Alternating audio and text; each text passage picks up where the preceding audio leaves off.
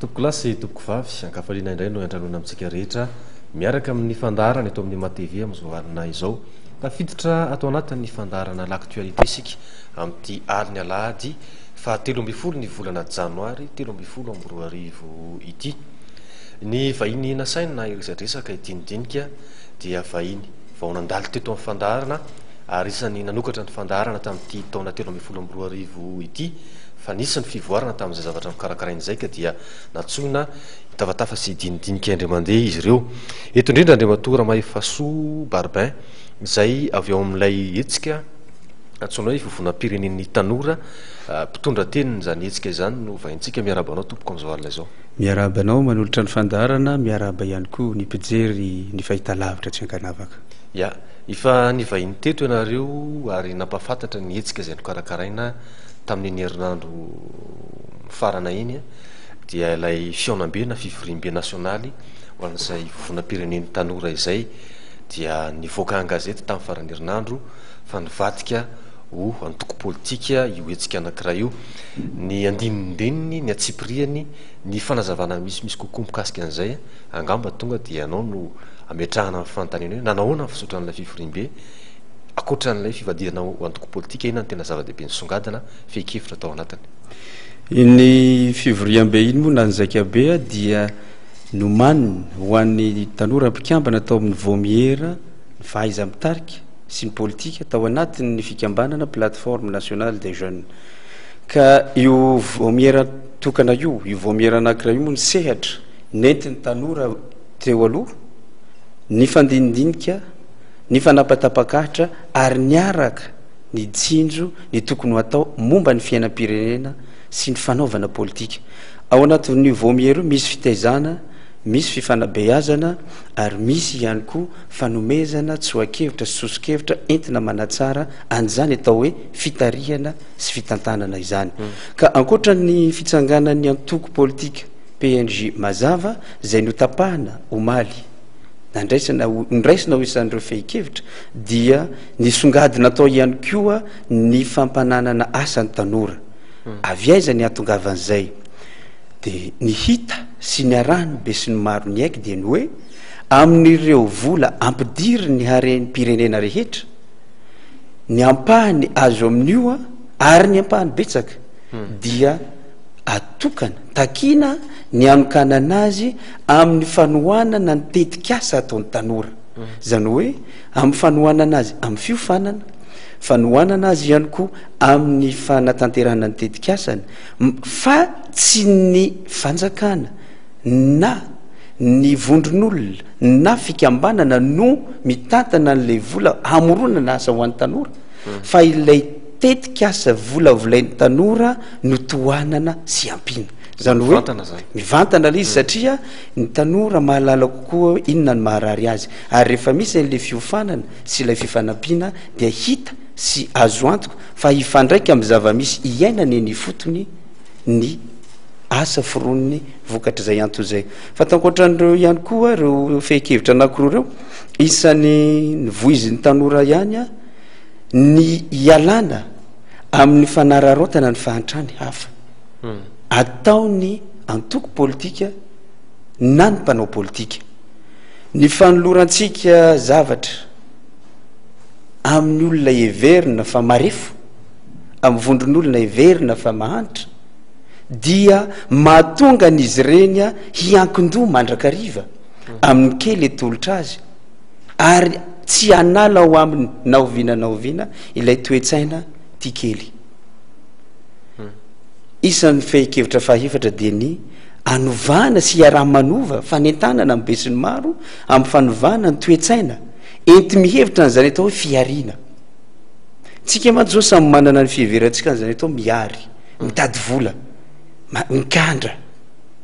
mitady sosy samy amin'ny fomba ilazantsika azy na tanora na olon-dehibe saingy eo ampitadiavana izay misy ny mitady vola mora misy mitady vola malaky ary misy ny mifofotra sy mivelovy zay vao mahita ny hoanina any io ka isany mahatonga an'izay dia le toetsaina volena amin'le hoe tolotolorana kely tondrana vary ohatra tondrana lamba marina fa tsy manana izy ireny saingy tsy tokony nitsangakevitra ahafahany mihoatra amin'ny fiainana ve na tolotrasa ahafahana mampaharitra ny fivelomany ve no ivoizina kokoa no ireny tolotra madinidinika ireny ireo fenkevitra reo isan'ny vaventy tao anatiny fa tsy adin'ny tanora ihany koa ny nanambara fa ilaina ny fahatokisana ny vehivavy nahoana moa no atokisana ny vehivavy eo amin'ny fizarana andraikitra marina fa mifombantsika malagasy na ny fomba ny tany maromaro de hoe manana fahefana sy manana anjara-toerana misimisy kokoa ny lehilahy saingy rehefa ny fandinika atao samy nampianariny izy ireo diplôma be da be ny vehivavy manana mihoatra ny lehilahy tsy feran'zay eo amin'ny fahaiza manao zany efa misy fitoviana hitataratra ka maninona ary ireto vondrony vehivavy na ny vehivavy zay nandany-mpananana tahaka ny lehilahy ihany koa no tsy avela ampiatra sy hitarika arak'izay everina hoe manandrify azy zany hoe amin'ny maha olo-pirenena feno azy de manana didy izy andray andraikitra fa amin'ny maha reny azy koa misy tombony kokoa hatrany izy eo amin'ny fahaiza mitaiza sy fahaiza manatona ny hafa ya zay le fekefitra amin'ny ankapobeany raha somariny fitinina fa amin'ny fomba anatanterahana an'izay satria manana tanjona zany ianareo miainga amin'izay fekevitra zay inona no naresy lahatra ny mpazaika rehetrarehetra hoe avadika ho antoko politika ny PNJ dia nitovalana n'ilay hoe mazava teo arinany raha mipetraka amin'izay sehatra nisy azy teo aloha amin'ny mahavona-pirenena azy tsotra ve izy dia mety azo everina fa tsy manana ny hery ahafahana manatanteraka ny vina rehetra ara-piarahamonina mifanaraka amin'izay fekevitra zay inona no mety tombony rehefa inzay fa navadika ho antoko politika ilay PNJ mazava izy amin'ny fametrahana an'ireo vinam-piarahamonina sy nitetika asa rehetra mifanaraka amin'ireo ny tsara ho marina aloha dia tsy nivadika ho antoko politika ny PNJ na ny plateforme nationale des jeunes pour le développement fa ny vomiera fahaiza mitarika sy politika na leadership et politique tao anatiny no nanapa-kevitra amin'ny hananganana antoko politika ho zary sehatra sy fitaovana entin'ireo tanora rehetra zay andray anjara amin'ny fitantanana amin'ny politika zany amin'ny mahafitantanana azy eo anivon'ny fokotany commune district faritra faritany ary ny firenena mba ao anatin'ny sehatra anankiray hafa ifampitaizana no anaovana an'izay hetsika zay fa tsy atao anatin'lay PNJ association zay manana antso hafa zay manana andraikitra hafa ary tsy ny tanora rehetra ngeny mankafy hompitarika politika ka manjary manosihosy an'ireo zay tsy de mankafy an'izay taranty zay loatra raha ohatra ka havadika miavaka soamantsara io ary velonaina soamantsara ny PNJ développement sy ny PNJ mazava avy azy zary le hoe mazava izy noho le tanjona le teny mibaiko no raisina sy ny tanjo apetraka ho tanjona de hoe Madagasikara sy ny zanany hovanina zay le hoe mazava moa fantatsika koa ny mazava mitondra hazavana mazava tsy misy aiziny mazava tsy misy ankinafina fa fanafoezanteny ihany koa izy nentina nanafoezana ny hoe Madagasikara sy ny zanany hovanina satria ao anatin'ny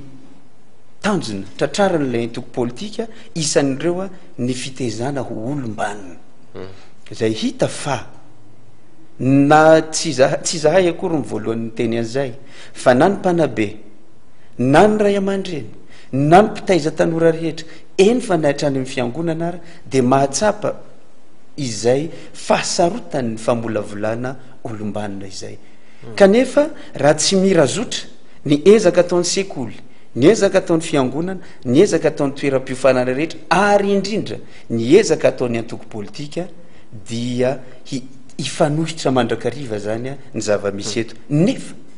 de ilay Madagasikara iombolana ihany no izaka an'izay mety fisehoan'izay na fifandonan'izay na fifandrafesana ka ino naro ny tokony atao ndao atao mirazotra ny ezaka zay rehetra atomboka rehetra satria mbola ilay olona mivavaka ny ampiangonana ihany mbola ilay olona mampianatra na mianatra ny tsekoly ihany no olona andrasana ho isan'ny mpikambana amin'ny antoko politika rehetra ka hitondra ny firenena miresaka n'ilay fanabeazana olo-pirenena ianao hoe atao mirazotra ary mifameno ny etsika rehetra na misehatra aiza na misehatra aiza ny zava-misy eto Madagasikara matetika iaraha mahita amin'ny sehatra toy ireny dia lasa karazana fitetiavana famatsim-bola amina tetikasa hatramin'ny resaka fanabeazana an'izay olo-pirenena izay ary betsaka ny fikambanana na tetikasa izay fa mijoro manao an'izany anatevin-darana moa zany ianareo zao ahoana ny hevitrareo anatin'ny PNJ amin'ny ahafahana mandrindra an'izay ny zavatra misy mantsy matetika to mitovy ihany ny zavatra atao kanefa to mitsotokotoko hoe tsy mitsotokotoko ero samy misy karazana tetikasa be dehibe na indraindray tsy voatsinjara manerana ny faritanin'ny Madagasikara ireo etsika ireo ka misy ny toerana sasany tototra tena tototra fa misy ny faritra hafa lavitra andrina arabaky teny ary tsy voakasika mihitsy zany fanabeazan'olo-pirenena any aminy zany io natao omaly io a tamin'ny io etsika natao tamin'ny faranerinandro io a tsy sanatria akory fanombohana fa fanohizana fa tamin'ny taona 2024 nanaovana ny conférence nationale des jeunes isan'ny tsoakevitra vaventy tao dia ny fitakina ny fitsinjarana mitovy ny entimanana ny fahaiza manao ary ny fahafaha manao isan'ny takiny zay ka ahoana ary moa ny atongavana amin'izay fitsinjarana mitovy zay ekena fa ao anatin'ny vanim-potoana teteza mihitsy sika izao anatin'ny fanarenana anatin'ny fanorenana ary anatin'ny fanamboarana an'izay rehetra ahafahana mifanatona fa raha mitsangana ny antoko politika dia miha manakaiky ny fitantanana izy zay ary tsy misy antoko politika natsangana tsy hiomana andray ny fitantanana ka mijoro reo fikambanan'ireo a zary manara roatra ny hafa mampatsiahy ihany fekevitra ny raisina ihany koa tao anatin'io zaika be ny commission leadership et politique io dia ny hoe takina ny ampitsahara n'ireo fikambanana isan-karazany ny fampiasana ny vondron'olona marefo ho fitaovana fitadiavam-bola rehefa milaza an'izay zany a mety ho vondron'olona marefo ny sembana vondron'olona marefo ny tsy anasa ny zoky olona ny vehivavy matetika ireny zany a tsy ny fikambanana rehetra kosa fa misy ny tena mitaiza misy mampiasa azy fa betsaka ihany koa ny mampiasa azy ho fitadiavana famatsim-bola ka reny zany takiny tanora ny ampitsahara anazy inona ny antony amin'ny fomba ahoana ny ahafahana manao an'izay voalohany indrindra dia ny fanentanana sy ny fanabeazana isika zany rehefa iresaka dia tsy maintsy mitsinjo ny lavitrezaka na dia eo ara ny maharary atsika ankehitriny indraindray mantsy a misy ny olo-pirenena nataonao ona izy nataonao ona misy ny olona tsy hiova amin'ny heviny ary hitan'ny fikambanana fa tsaratsara kokoa ny manomana ny solofo sy dimby manomana ny sehatra hiaviany amin'ny tsaratsara kokoa noho ny hoe andany andro hifampiteny amin'izay efa fantatra fa tsy hiova intsony ka ny fantatra sy ny itokisanay anefa fa ireo tanora miisa nandrasanay raha tamin'ny fandarana voalohany nandehananay teto hoe ary io vao no izaika amin'ny tapany maraina fa eto a dia miteny fa nioditra ny 540 ny tapany maraina inona ny antony betsaka ireo tanora avy any amin'ny fahatra efa mpikambana no nandeha aminaim-pony zany hoe ny fandamina izy samy tanora dia tonga niakatra namonjy eny enzaika be iny inona ny antony mba haneho ny heviny mba hanovo hevitra ioambonana hoentina miverina any amin'ny toerana misy mba hakahery entina miasa indray eny anivony faritra iainany tena zay ny vahaolana voalohany tsy atao zanakikala hafa ny namana eny fa na dia amin'ny tany saridalana sy any ambany ravikazo ary zay zany ny zavatra tsy maintsy atao voalohany ary sady famalina n'le fahaiza mitsinjary izay satria ny fikambanana nge tsy manam-bola hoentina hoe ndaotsika nao fitetikasa ngeza be de tsika ihany no andeha hitetin'ny faritra fa mananamana kosa izy ampita an'ireny fehi-kevitra reny zay hoe fanomezana ndraikitra ny tanora zay satria tanora maro anisy eto Madagasikara indrindra reo tanora any amin'ny faritra ahoana ny afahan'le tanora tena mipetraka tsara anana ndraikitra ho saro-piaro amin'ny zavatra misy ohatra fotsiny tsy resaka tsika matetika miteraka adevitra eto amin'ny fireneny zany hoe ahoana ny fitsinjarana aradrariny andro vola avy amin'ny otrikariana voajanahary misy eto amintsika any amin'ny faritra satria tsy afenina ohatra fa mivoaka an-gazety hoe ny any Soalala avy eo no voatrandraka ny vy de ny any amin'ny faritra hafa avy eo no mirentirenta fotodrafitrasa zavatra efa nisy foana zany teto amin'ity firenena ity atraiza ny fanomananareo sy ny fanohananareo an'ilay tanora any amin'ny faritra afaka hijoro hiady ary andresy lahatra amin'izay resaka hoe fitsinjarana aradrariny ny arena misy amin'ny firenena zay satria isany miteraka atao hoe fakiviana mahatonga ny olona miravaravy tanana tsy te handray anjara amin'ny fampandrosoana any amin'ny misy azy ny toe-javatra ohatr' zany ary miteraka frustration zay manao hitohina trano koa ny firaisam-pirenena eto amintsika rehefa misy ny fotoana mafana na Kristos zao io a afaka misafidy ny tanora na hibanjina no avy mba hanatsara anazy a na hiadievitra amin'ny lasa sy ny ankehitriny ka hampirehitra sy hampamaivay an'izay mety fisaraham-baza sy ny fizarazarana zany hoe izay rehetra efa vita ekena sy inona mino ah fa misy finiavana sy fitiava-tanindrazana ihany matoa izay rehetra nanapa-kevitra tamin'ireny a ny eritreritra fotodrafitra aza misy fitiavana ihany ao ka amin'le fanomananay ny tanora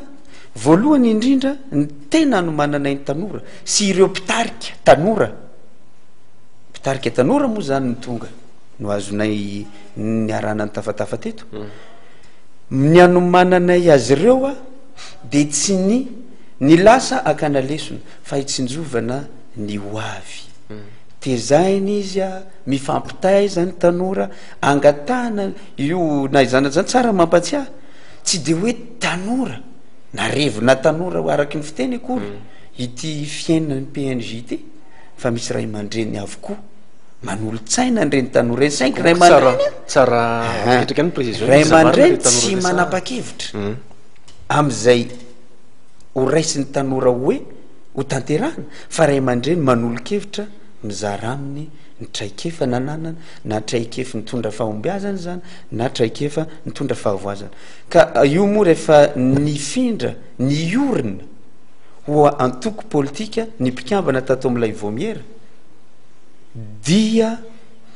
sarotra am'izao ny amaritra ny taonany hoe fitoana ka hatramin'ny fitoana no mikambana ao amin'ny antoko politika fa rehefa zay indray noho izy a de eto am'le tsangakevitra ijoroana no tsy maintsy iaraha-manaiky ka raha ny fanomanana ny tanora voalohany indrindra de fanomanana azy ho sa raha tsy ao aminy fahasahiana manambara ny zava-misy maharary azy mba hipoira ny zava-misy marina ary io zavatra misy tena ekena fa maharary io no tadiavana vahaolana zay le fanapa-kevitra ho tanterana zay le vinam-piarahamonina mifandraika amin'ny sehatra misy azy fandraika amin'ny zava-misy marina iainana hitondrana n'le vahaolana mitambatambatra reny a tsy maintsy ho tonga vinam-piarahamonina iray mazava azo ampivoarana ny firenena fa raha tsy misy taratra mba mipaka ifotony ahay am'izany atao hoe fandrosoana ka mbola mitoetra am'izao elanelana be izao ny aty andreny vohitra azo lazaina hoe manan-katao ny any ambany vohitra zara raha manana na de avy any ary ny vary ny miainga avy any ary ny vokatra no ampiakarina zara raha manana ny any ambany vohitra raha mbola io elanelana io no misy naoviana aza mieritreritra fampandrosoana isika fandao aloha arindra ampifanatony io ny fampifanatona anazy tsy ny fampiakarana ny avy any ambany vohitra hoe ty andreny vohitra fa ny fanaovana azy ireo ho mahatsiaro fa miadana tsy mahatsiaro fa ory eo amin'ny toerana zay ivelomany zay zany mety hoe sarotrarotra le fanazavana azy 5 zay tsy maintsy lalana arahantsika de ny hoe fahaiza mitsinjaran'ireo arym-pirenen'ireo ary tsy fitsinjarana terena avy ety ambony fa fitsinjarana miainga avy amin'ny filana ifotony mandeha any ny fotoana andrimato barbert mahefasoa hiditra kely anao todika kely ny zavanitrangana rehetra ny herinandro tsika satria ny l'actualité moa dia izay ihany koa nisan'ny mampiavaka azy amin'ny fandarana rehetra eto amin'ny matv izay fanaovana jery todika sy fanehoana hevitra mikasika ny zavanitranga izay mitepika voalohany isan'ny songadina tamin'ity herinandro ity dia ny fifampiarabana tratran'ny taona teo amin'ny androm-panjakana sy ireo masoivo vahiny miasa sy mipetraka eto Madagasikara nisy ny kabariny fandimbiasana zay efa niteraka resabe ady hevitra isan-karazany eo an-gazety mino zay fa manana ny heviny ihany koa ny PNJ eo anatrehan'ireny amin'izay fijery tanora zay ny soatoavina raketiny fampiarabana tratran'ny taona toy ireny tarafina fahalala amin'ny teny ao anaty kabary sy ny demokrasia zalazaina fa iaina antsika eto io a raha jerentsika ny kabary tao dia tamin'ny androm-panjakana misy ny androm-panjakana mpanatanteraka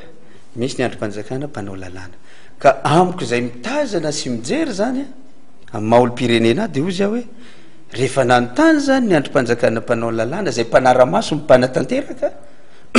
dia namaly ny mpanatanteraka nitondra valiny tamin'le fanontaniny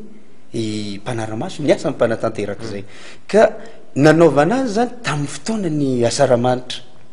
ozy aho hoe aha mba maromaro kokoa ny olona maheno ny tatitry ny asa vitan'ny mpanatanteraka ny olona maheno ny aiany reto mpanao lalàna sy ny mpanaramaso reto ka rehefa nandeha moa ny kabary iny a dia amiko manokana maha-olo-pirenena tsy de nataoko nampaninina loatra fa zay ny nandraisako azy fa zany hoe le sehatra nanaovana azy matetika any amin'ny parlemanta no mifanao an'izay a fa tery amin'ny asaramanitra rentany-rendanitra tsara kokoa izy azo ny valiny zany io zay hitondrana azy amin'ny mahafitantanana azy raha iverinao fitantanana ny politika ka zay no andrasany be sy ny maro dia lahateny politika fitantanana izy satria ny fiatsidinany tetezamita namoaka fanambarana ny aloha iny fa tsy isy resaka politika tsy isy kabary manendrika politika tao anatiny ny fampiarabana tratran'ny taona iny fa iny moa zany ny zavatra nitranga ny teboka faharoa voamarika tao anatiny a États-Unis aloha zany dia efa nilaza ao ambenombeny ary mbola namafisiny fa tsy anatrika tsy nanatrika ny nihetsika iny izy fa ny tsikaritra dia ny tsy fisiny fandraisam-pitenenan'ireo solotena na ny sojabeany masoivovahiny miasa sy monina eto Madagasikara amin'ny fijerin'ny PNJ fijerin'ny tanora zay manana ny heviny ihany koa am'izao hoe fifandraisana eo sehatra iraisam-pirenena zay mety midika inona zay ary mety miatraika tohinona ao anatin'ny famahana krizy izay mbola iankinantsika amin'ny fianakaviam-be iraisam-pirenena aloha za manokana aloha alohan'ny tenenako ny PNJ amin'ny mampitondra teny a ny zavatra tsapa ary nanaitra ihany koa izy iny fa saingy hoe ny fieverako an'le vanim-potoana diavintsika ve hoe ao anatin'ny tetezamita no nahatonga azy ireo tsy nandray fitenenana fa nahaizanaty zany nanotrony na tamin'ny endry mivantana na amin'ny lehibe ny eto mivantana na tamin'ny alala ny solotena io zany a tsy afaky ny hamaly avy hatrany ny tena fa ny ady eo amin'le resaka hoe fiandrianam-pirenena zay miresaka tsika ny fiandrianam-pirenena sarotra moa ny olon'olony irery sarotra amin'ny firenena anankiray ny olon'olony irery saingy raha tsy ny teny izy ireo dia ny fahafantarako azy a izy ny mahalala kokoa hoe manahoana moa ny fifandraisan'ny Madagasikara amin'ny fiarahamony iraisam-pirenena dia mety arakaraka zay ngamba nahatonga azy nandanjalanja zay valiteniny fa amiko amin'ny maha-olo-tsotra dia hoe aha raha mbola misy zany fiaraha-miaina eto ambony tany zany ka ny firenena samy firenena afaka mifampiresaka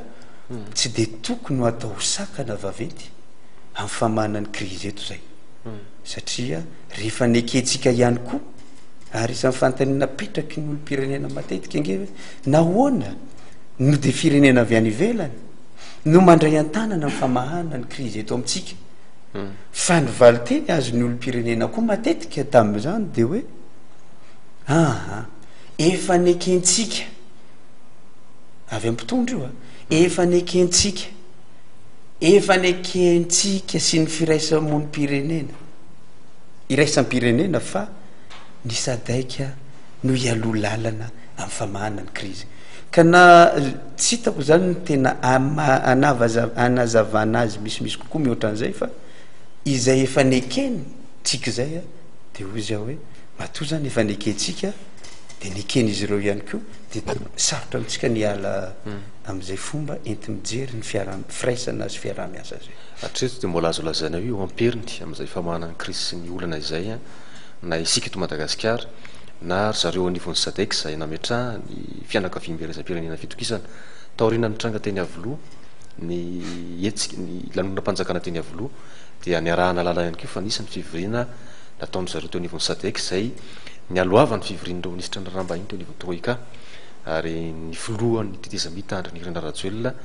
dia niazo any Dar es Salaam ihany koa mikasika an'izay raha Madagasikara isan'ny voadinika tao rehefa mivoaka an-gazety ny fanamafisan'ny sadek ny heviny ny am'ilay hoe ny samy tsy milatsaka izy mirahalahy eo ihany koa ny fitakiana ny tokony ijerena ilay sata manokana sy ny tombontsoan'ireo filoham-pirenena rehetra teo aloha ahoana ny fijerinareo an'izay eo a mariny zay hoe nisy ny fiantsona fa ny zava-dehibe aloha ny olo-pirenena tsirairay avy ny isam-batan'olona dia samy mahatsapa hoe atraiza ny hirotsahako am'izao famahana ny krizy izao atraiza ny mety ho fiantraika ny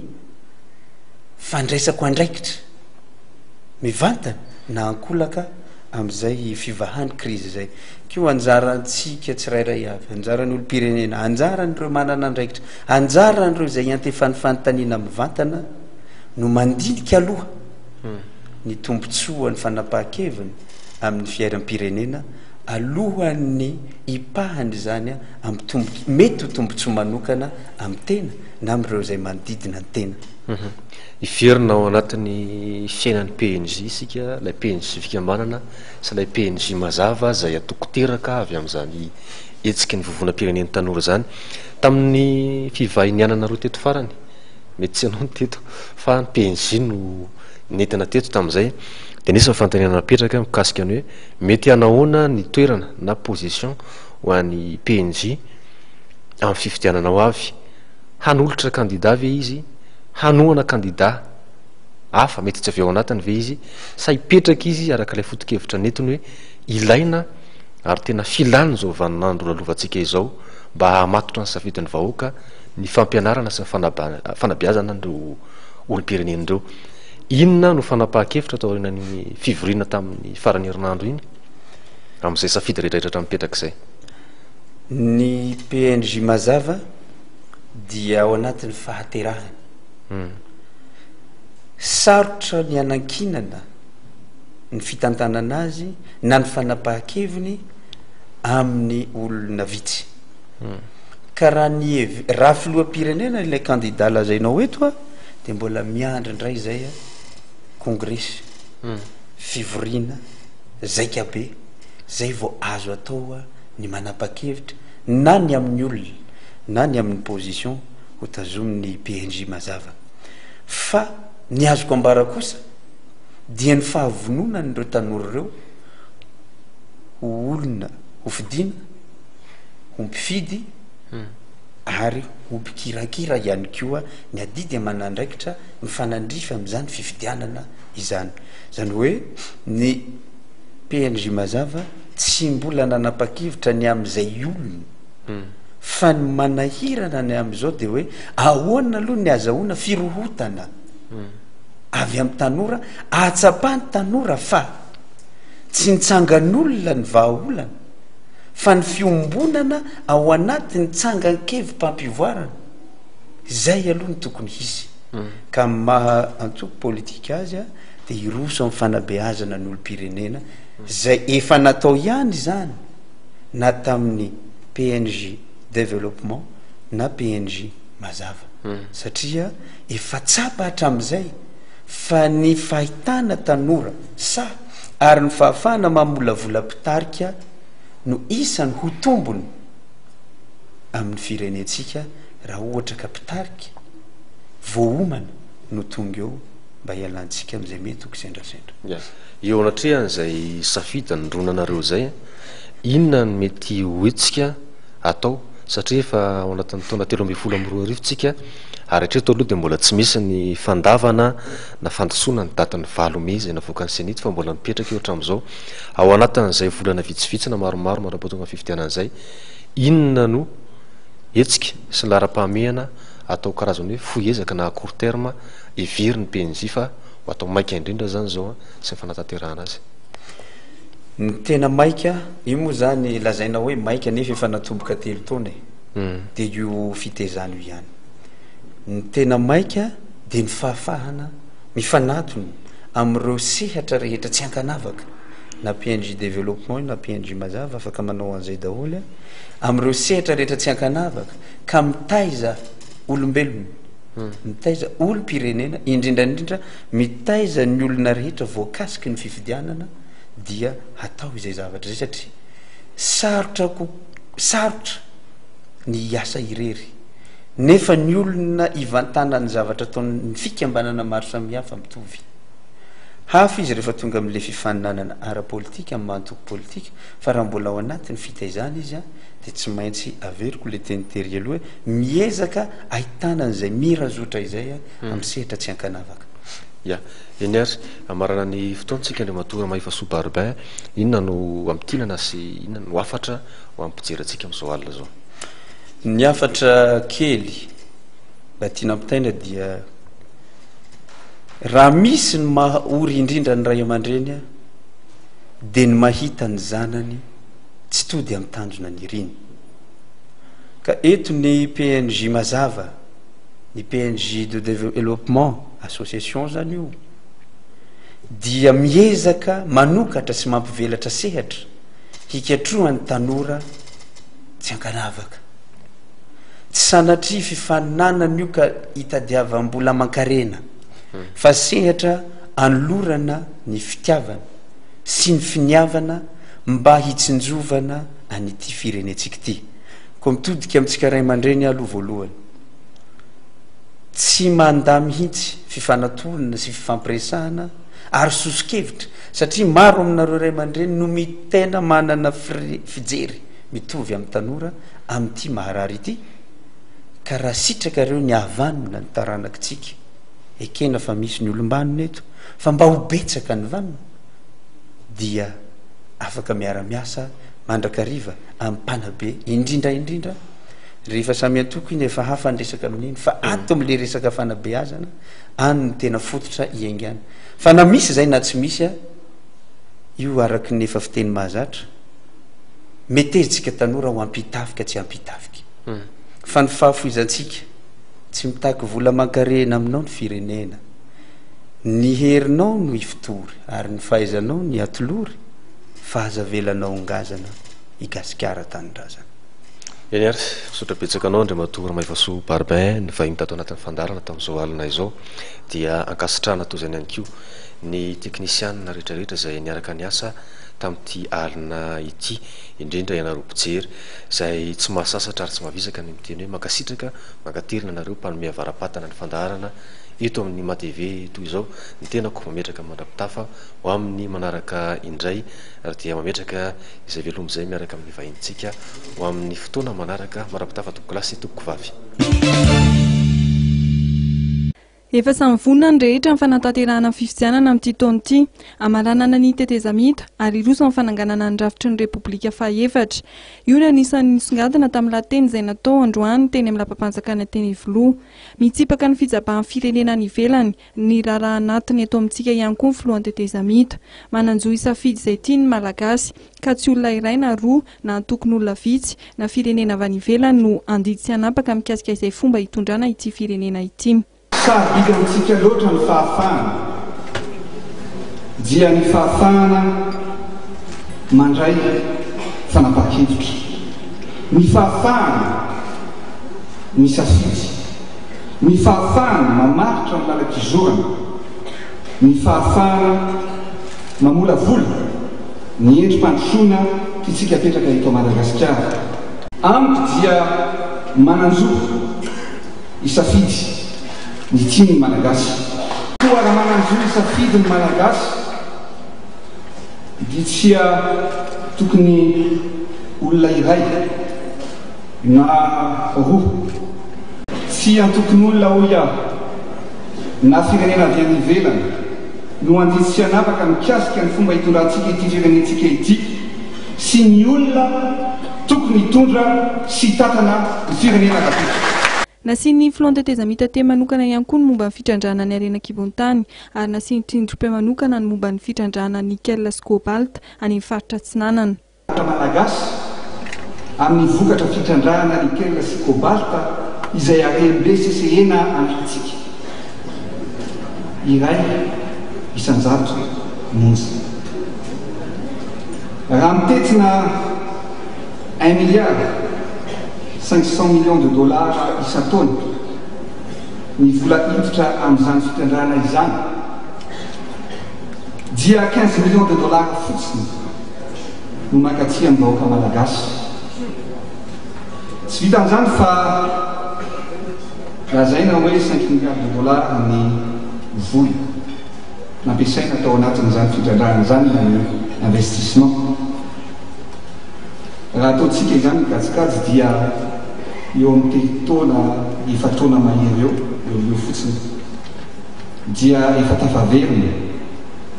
ny reny vola nampiasaina tamin'izany fitrandrana izany ary dia tombotsoa miopapana no raisin'ireo mpitrandraka mandritra ny taona maro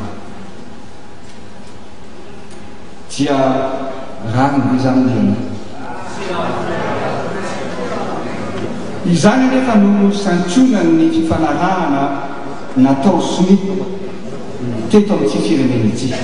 Na dia tsy nisy ny fanampiana izay nataon'ny sehatra raisam-pirenena hoy izy dia afaka nataony na noho ny fitantanan-draharam-panjakana. Notsipihan'ny filoantetezamita ihany koa fa manomboka mametraka ny fampandrosoana isam-paritra ny fitondrana amin'ny alalan'ireo fanorenana samihafa toy ny hopitaly manara-penitra. Koa izy ary mbola afaka ilaza fa tsy ilaina ny hopitaly. Hopitaly isaboana ny vahoaka, hopitaly amonjena aina, hopitaly anasitranana ny aretina maro samihafa. Maro tokoa ny aretina tokony hitsavoana eto Madagasikara. Fa indrisy ny aretina tena mikiky eto amin'ny firenentsika dia ny aretin'ny mpanao politika sasatsasany. Aretin'ny mpanao politika sasatsasany izay tena sarotra stramina.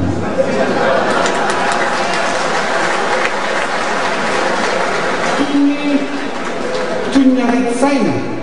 tsy mijery afa-tsy ny tena ny samirery. Ankoatra ny kianja manara-penitra, ny tranomora, ny coliseum, kianja maki dia nilaza amin'ny filoantetezamita fa mitoy ny asa fanorenana izay tanterahiny amin'ity taona 2024 ity. Ka anisan'ny asa ho toto-sainy ny hanokafana lalana vaovao ampitoy ny renivohitra amin'ny seranam-piaramanidina eny Ivato izay atomboka amin'ny volana febroary ary ho tanterahana ao anatin'ny fotoana vitsy. Anisan'ny fanapahana antenana ny Andriamatoa Andry Rajoelina ihany koa ny hanorenana foto-drafitr'asa nasionaly manara-penitra, hanofanana ireo mpanao fanatanjahantena avo lenta na ny Centre National Professionnel des Sports. Mikasika ny fampiakarana ny karamanam-piasam-panjakana dia nilaza amin'ny filoantetezamita fa azo ataony mampiakatra izany 100 saingy akinina amin'ny gouvernement tamin'ny fandiniana izany. Nanome efa mitsorak'eloka 2 volana hatramin'ny 9 bolana ho an'ireo voafonja nanao eloka tsotra, voasazy 5 taona ny midina ary fahafahana kosa ho an'ny voafonja mihoatra ny 70 taona izay nanao eloka tsotra. Taona enjana ho an'ny Madagasikara ny taona 2024 araka ny nambaran'ny praiminisitra lehibe ny gouvernement Omer Berzika. Anisan'ny nambarany fa nisongadina tao anatin'izany ny fifandonana teo amin'ny mpanao politika, ny tsy firindran'ny fitondrana, ny grevy samihafa, ny fisian'ny kolikoly. Ary nambaran'ny praiminisitra fa manoloana ireo dia very-toky amin'ny mpitondra ny Valalabe mandry. Ny tsy fanarahan-dalàna mitarika tsy fampitokisana eo amin'ny mpitondra sy ny entina dia vokatry ny krizy sy ny fahatapahan'ny famatsiam-bola iraisam-pirenena. Kanefa nisy ny aza vita toy ny fananganana ny androm-panjakana voatondro, ny sorodalana ary mbola betsaka ihany koa ny tokony atao. Tsy mora nefa ny manao zavatra ka na dia niezaka aza isika mianakavy dia mbola betsaka ny tokony tanterahana. Mbola tsy tanteraka ny fampitoniana ka ataontsika araky le voalaza teo toy ny toko tapaka volany bolilana ka izay tsy mety areny iarahantsika amin'ny fanahy satria nytoatrano tsy efa lerery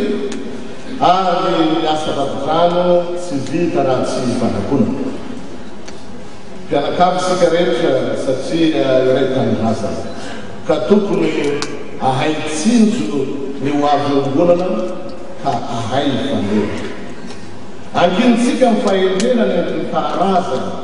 ny fanatanterahana fakany sy andavany mitolozotry ka ataontsika tongotra miara-manindra tanana miara-mibata soroka miara-milanja loha miara-misaina fa tsy sanatria anao tonotonobisalany sasa isika ka samy manao zay sainabata noho izany ny olo-pirenena tsy akanava dia tokony anatanteraka ny adidy izay kandrify azy azy mifanaraka amin'ny lalana velona eto amin'ny tany sy ny firenena oka baribaritsika ny fiombona politsika amin'ny fanatanterahana ny asatsika fa araky ny voalaza teo ny tokono tsy atao maranitra satria ny volany no atahorany mafaky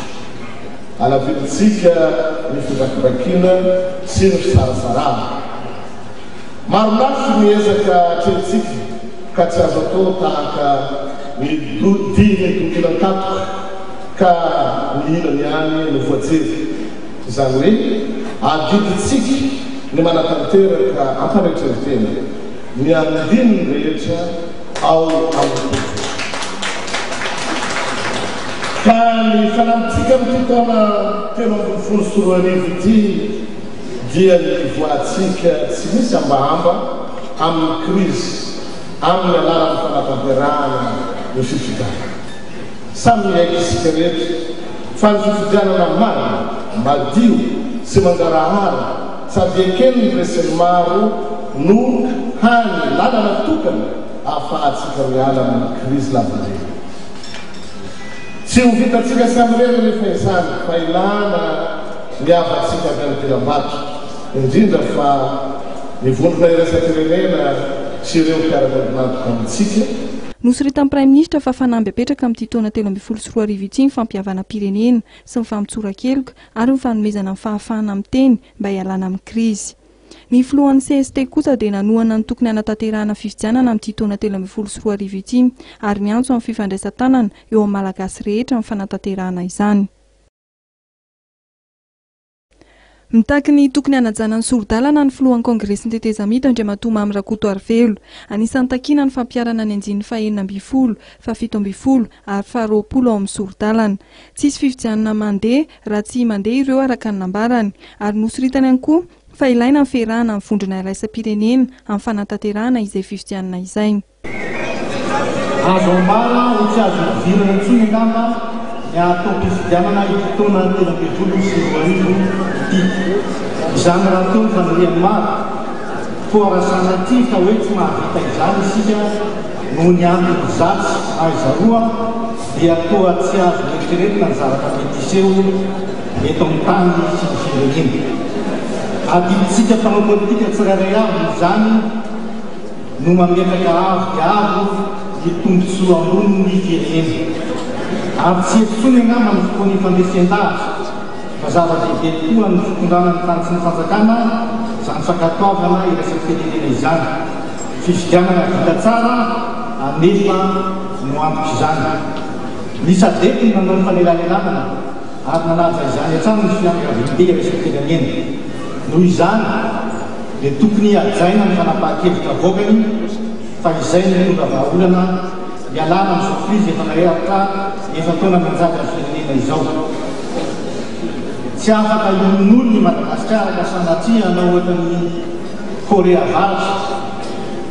na firenena iray izay tsy tononotra fa tsy maintsy miaina ao anatin'ny fianakaviam-be iraisam-pirenena. Aleo ampirimany amin'ny disy toerana izay mety hitondra ny firenena hivavy mahakasika. Mitaky ihany koa ny fanajana ny zon'olombelona fahalalahany haino aman-jery ny filohan'ny CT. Tsy fifidianana mangarahara sy malalaka eto raha tsy voary tsy misy latsaka ny zolombelona sy ny zolo-vahoaka malagasy ary ny fahafahana manehozitra ankarilana. Ilaina sokafana tsy misy atakandro ireny aina manjery tsy miafina nakatona ireny.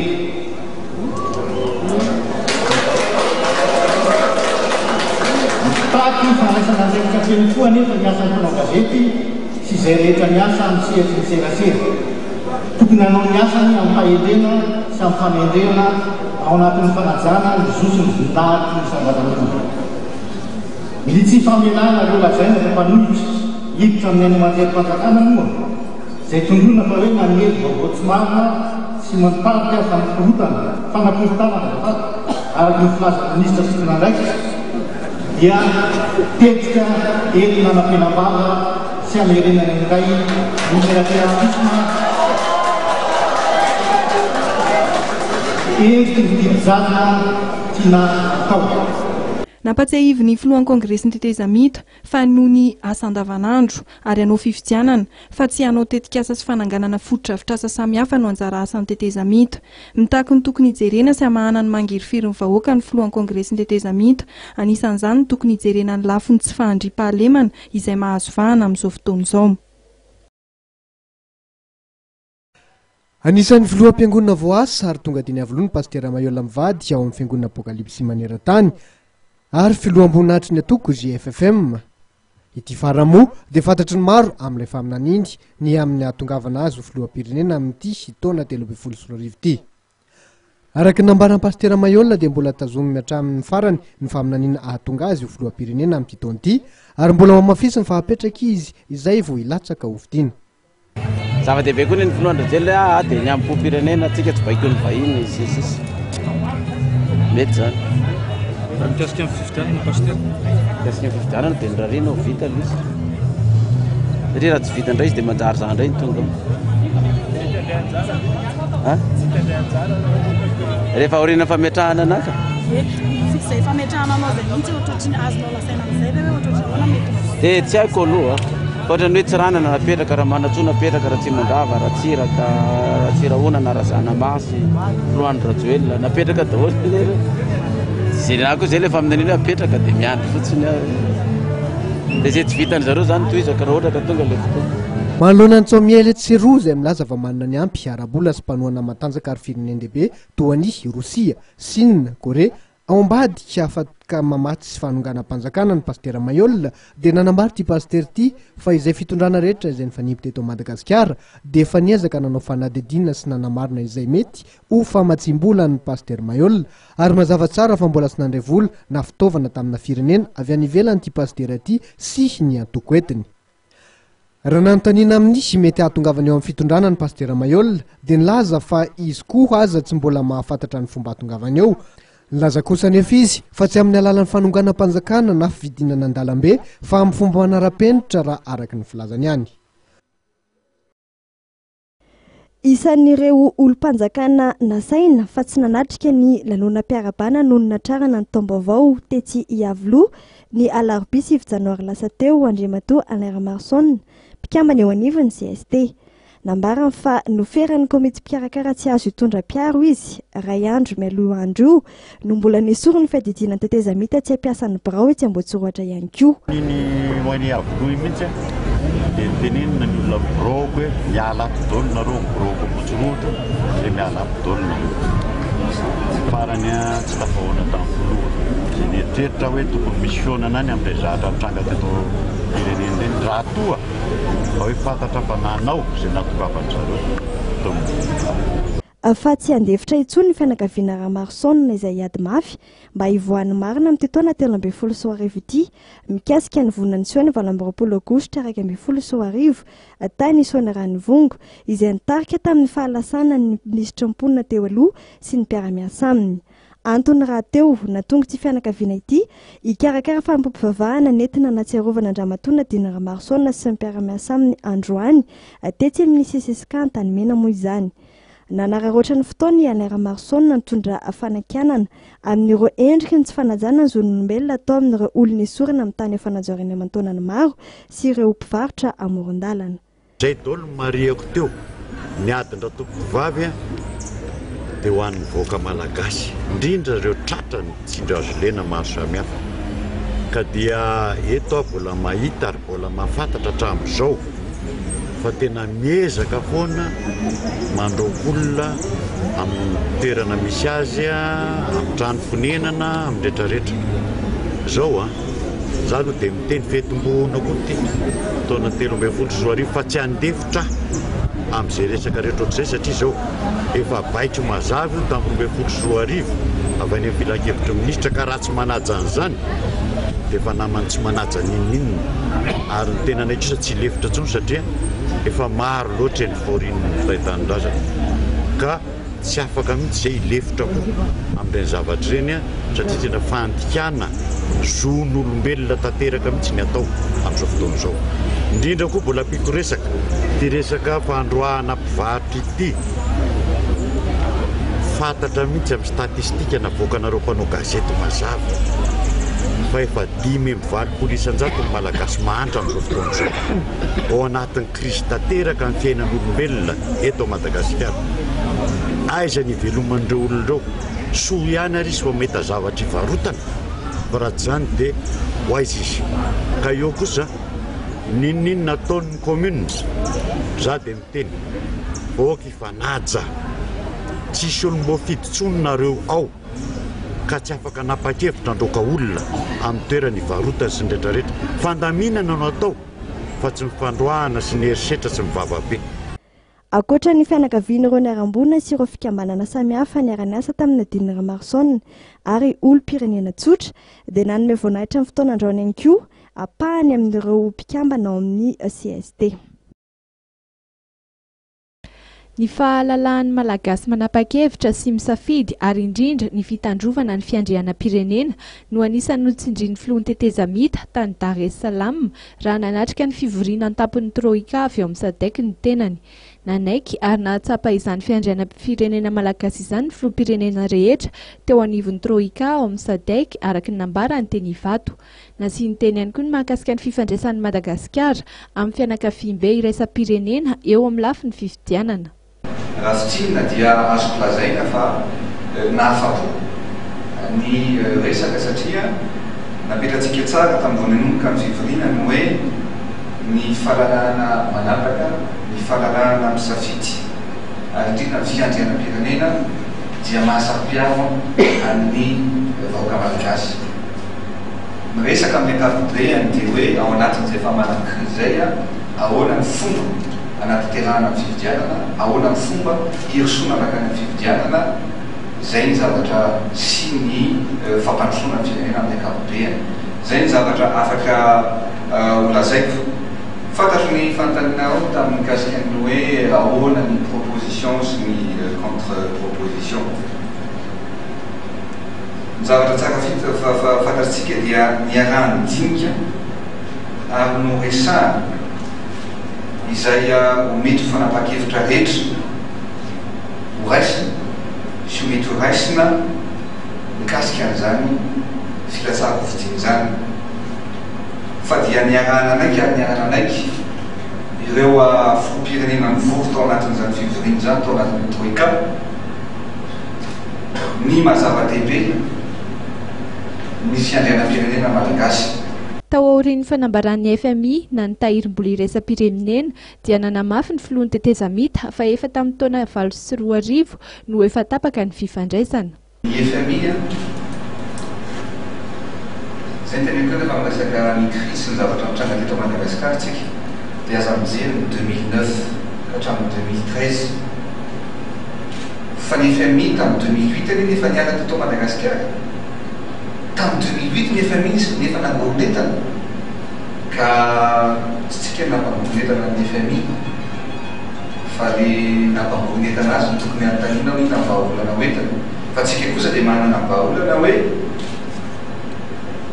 misy sosikevitra afo hita sy lalana afo afaka apetraka ampandrosoana ny Madagasikara. Nampanantena indray ny anambara tsy ho ela ny fanapahan-keviny na ilatsako fidiana na tsy ny filohan'ny tetezamita androany.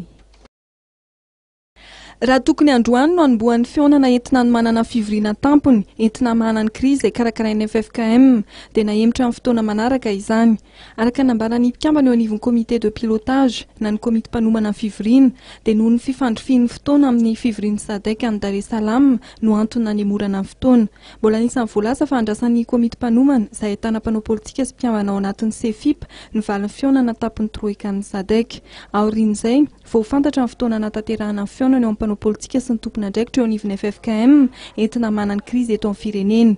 Raha tsy ahiviny tao anatin'ny fanambarana samihafa izay navoaka ny taona 2024 dia nampiseho hatramin'ny fahavononana hitondra fanelanelanana amin'ny krizy ny FFKM ary ny fitaopim-pivavahana izay tanterahana ny 13 Desambra lasa teo no nambara fa fanombohan'ny asa izay tanterahan'izy ireo. Raha ny fandaharam-potoana dia isan'ny fivoriana tampony izay rahan'ny herivelona rehetra eto amin'ny firenena ary alohavana fionana ho fanomanana izany.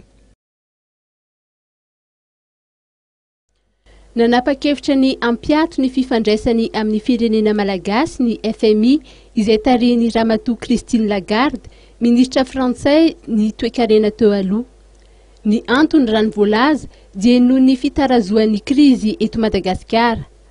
Tara 17 volana ny firenena malagasy raha ny fijerena ny fahombiazan'ny toe-karena ao aminy. Voalaza fa anisan'ny naharitra indrindra amin'ireo firenena nampiatonina ny FMI ny asany ny eto Madagasikara ary itsika sy ny any Eritrea no iaran'izany ankehitriny. Ny fanambarana izay navoaka ny tahirim-bola iraisam-pirenena na ny FMI ity dia nivoaka 420 ora tao aorian'ny lahateny izay nataon'ny filohan'ny tetezamita teny Avoloha farany teo. Raha ny hevitry ny mpahay toe-karena iray dia izy fiantraikany lehibe eo amin'ny toe-karena io fanapahan-kevitry ny FMI io. Ny FMI no anisan'ny varavarana manokatra ny famatsiam-bola vahiny ankoatry ny banky iraisam-pirenena. Midika izany fa voamaika hialalina ny fahantrana. Raha tsy ahivina dia nitetina $12 ny vola saika novatsian'ny FMI any Madagasikara farany teo tafiditra ao anatin'ilay tahirim-bola ampihenanany fahantrana. Voalaza ny mpandinika ara-toe-karena ihany fa mety arahan'ny fahatapahan'ny fiaraha-miasa amin'ireo mpamady vola hafa izany fanapahan-kevitry ny FMI izany, nefa tsy vahaolana ny fitadiavana loharanom-pamatsiam-bola hafa na ny financement parallèle. Raha ny fantatra dia nisy ny fivoriana izay notanterahan'ireo masivo vahiny miasa sy monina eto amintsika niarahana tamin'ny Ramatoa Fatma Samoura izay mpandrindra ny rafitry ny firenena mikambana eto amintsika. Ora vitsivitsy tao aorian'ny lahateny izay nataon'ny filohan'ny tetezamita teny Avoloha niarahana bilasa teo ka mety ho hisy fifandraisana amin'ny lahateny nataony ity farany sy ny resaka fahamatsinan'ny fifidianana eto amintsika izany.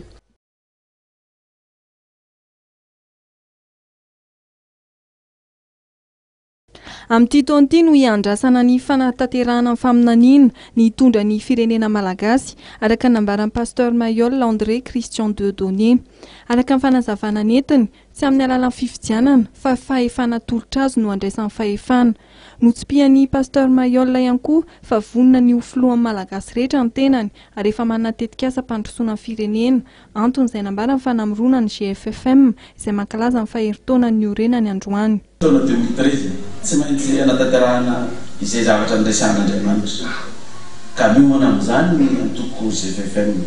Ny antony ananganana amin'ny antoko zany mazava ho azy fa tsy hoe kory tsy matoky ilay faminaniana indray ka dia hoe dia nangana antoko fa io ilay faminaniana efa hita hoe mizotra makany dia mba tsy hanao tahaka an'ilay mpitondra teo aloha foana hatramin'izay hoe tonga eo amin'ny fitondrana zay vao manangana ny antoko dia miazakazaka daholo ilay olona fitady seza sy ny rehetrarehetra miditra amin'ilay antoko fa mba alona tongavanao fa mba manana zany ianao ny antokonao satria ny fiangonana apokalipsy dia tsy azo avadika ho antoko politika ary maro ny olona tehiary asa aminao tehiary asa amiko fa ny olana dia ty hoe dia tsy maintsy mivadika apokalipsy ve zany dia tsy maintsy ataony garay batisa ry ndrano tapahana ery zany ndrano tapahana raha vio tsotsy ery ary anananarivo zay vao afaka hiary asa aminy dia zay nananananay antoko politika ka ilay antoko politika io tsisy resaka fivavahana. Raha président pasteur Mayol tonga ny fotoana dia président malagasy rehetra tonga ny fotoana metran'Andriamanitra eo dia tsy hisy tsony kosa angamba zany fa izay fanaraka amintsika na firenena izy na firenena izy ny mampisanjaka antsika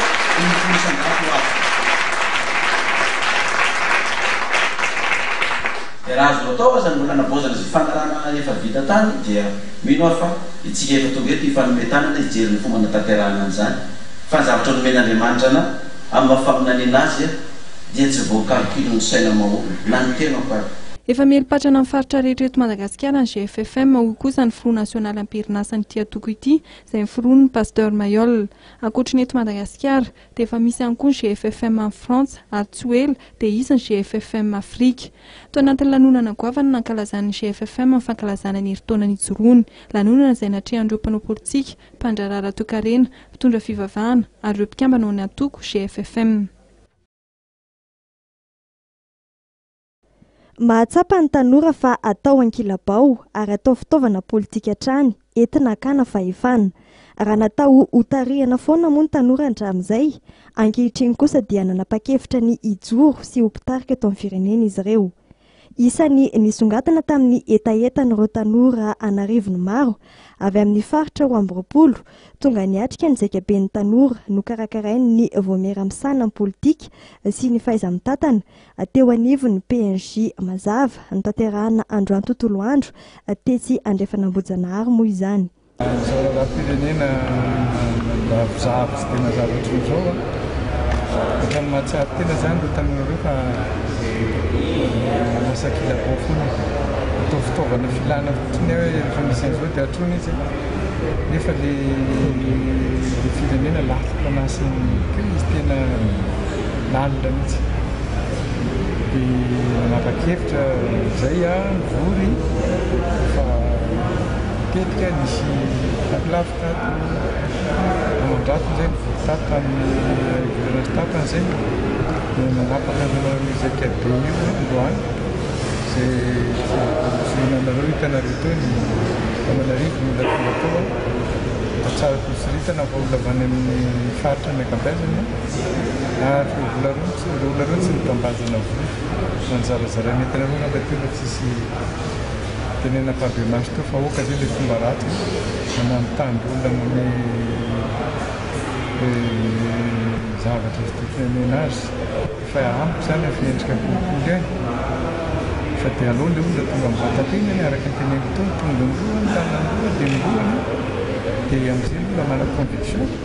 Nivoatra teto ary fa hitsangana tsy ho ela ny antoko politika PNJ mazava na ny vovonam-pirenen'ny tanora sy Madagasikara sy ny zanany hovanina antoko politika izay manomana tanora hitatana atsoaty. Ka ao anatin'izay fiantsehatra ny tanora izay dia nanapa-kevitra izay hatsangana ny antoko politika PNJ mazava izay mivoaka vao ny voamera politika leadership na politika sy fahaiza-mitarika ny PNJ.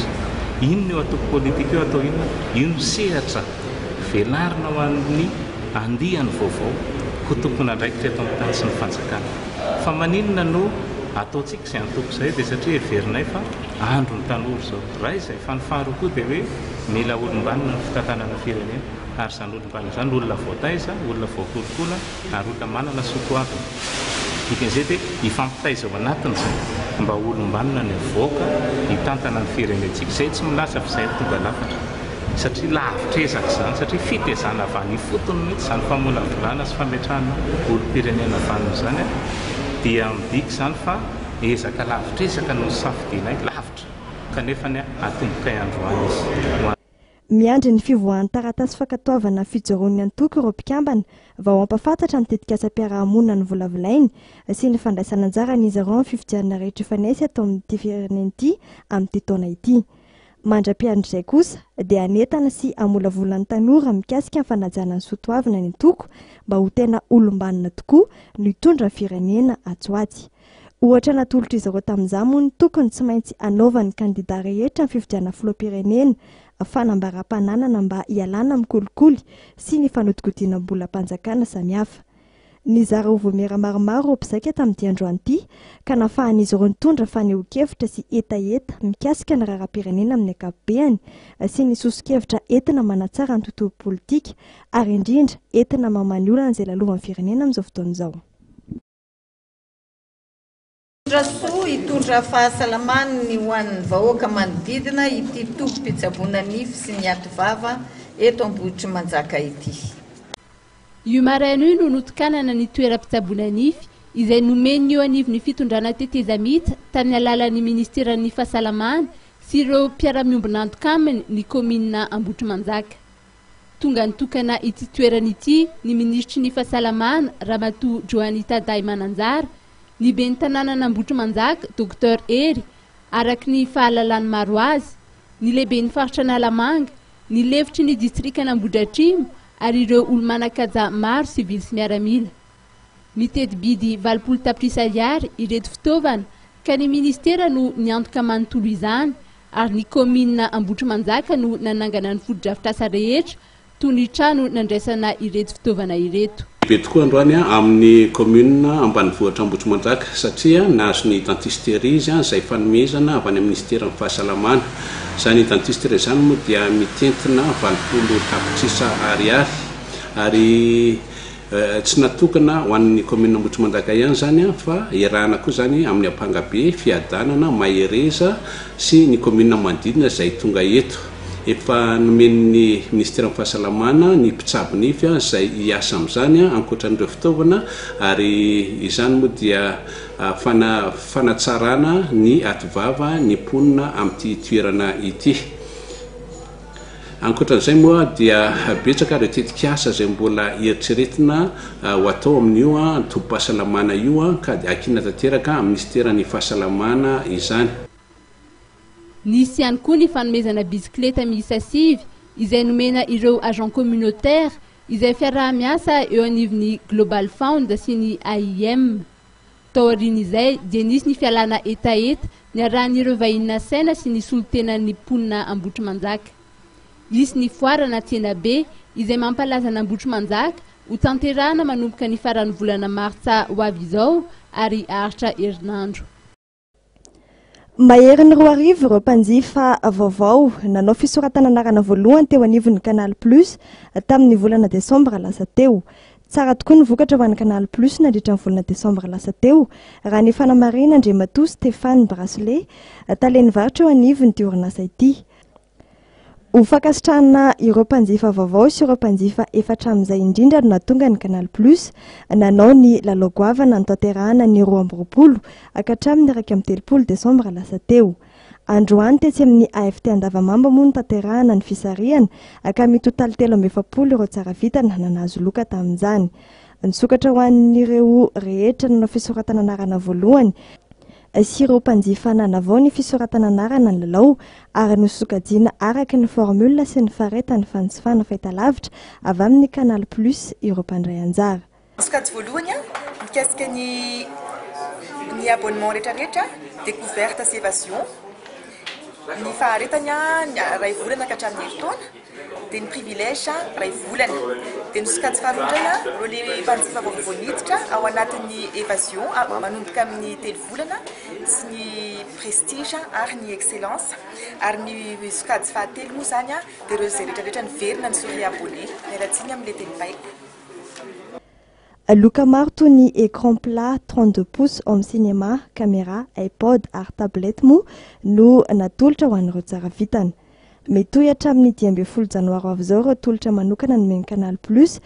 toy ny option Disney izay nanomezana fihenam-bidy hatramin'ny 10 isan-jato. Metoy ihany koa ny tolotra mamaim-poana ho an'ny fanjifana ny décodeur, ny fametrahana ny antenne sy ny kojakoja miaraka aminy ho an'ireo olona manofa ny décodeur ary mandony sarany ofany amin'ny alalan'ny virement bancaire.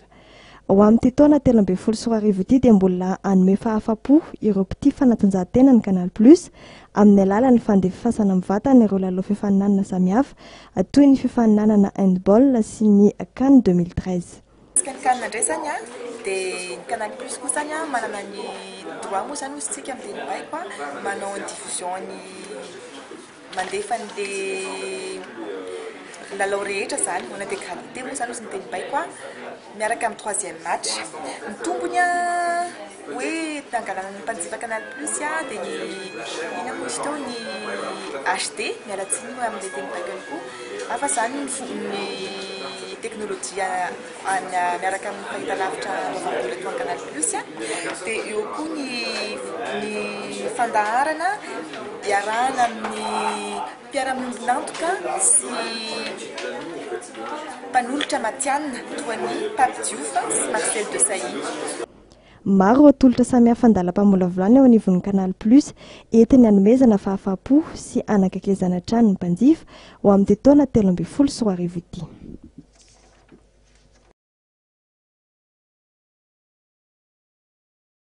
Taoriny ny fisarihana indro misesy ny volana Desambra sy ny volana Janoary ity dia tsara vitana miisa 2 indray notoloran'ny RTL iray tapitrisa ariary tamin'ilay lalao safidin'ny mpandresy. Itolakandro io no tanterahana tetsy amin'ny foben'ny RTL Korondrano ny fanolorana ny loka maneho ny fihetseham-pony ary ireo tsara vitana.